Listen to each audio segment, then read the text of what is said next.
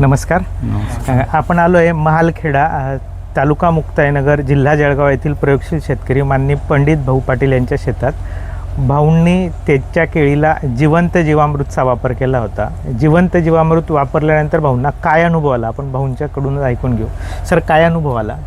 अनुभव असा आला की पांढऱ्या मुळांची संख्या वाढली आणि पेंड्याची साईज वाढली, झाड गुटगुटीत झाला आणि म्हणजे हिरवेगारपणा जास्तीचा आला. मुळं तर वाढल्या, पण आता जे आहे ही ग्रोथ ह्या स्टेपला वादा पण चांगला झाला. म्हणजे बिना खर्चामध्ये, खर्च जास्त केलेला नाही, त्याच्यामुळे परवड झाला.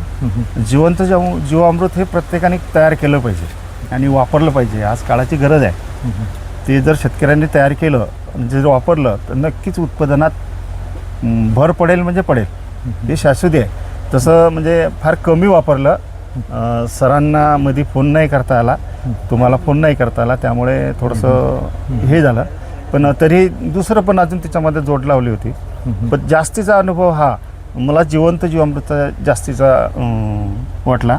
घडाचा म्हणजे झाडाला पोषण तत्व जे पाहिजे आपल्याला दुधातून आणि अंडीतून जे मिळालं ते भरपूर मिळालं आहे. म्हणजे मी समाधानी आहे, एकदम समाधानी आहे. म्हणजे आतापर्यंत खूप खर्च झाला असता, म्हणजे जवळपास किती खर्च झाला असता, म्हणजे जवळ कसं झालं तरी एका झाडाला 100 रुपये खर्च आज आहेच.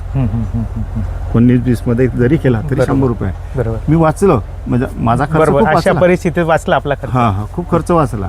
त्याच्यामुळे मला परवड झाली. ओके.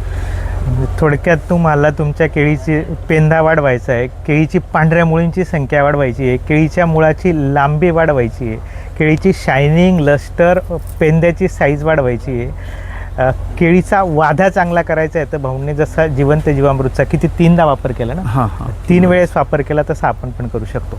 ओके, धन्यवाद. नमस्कार.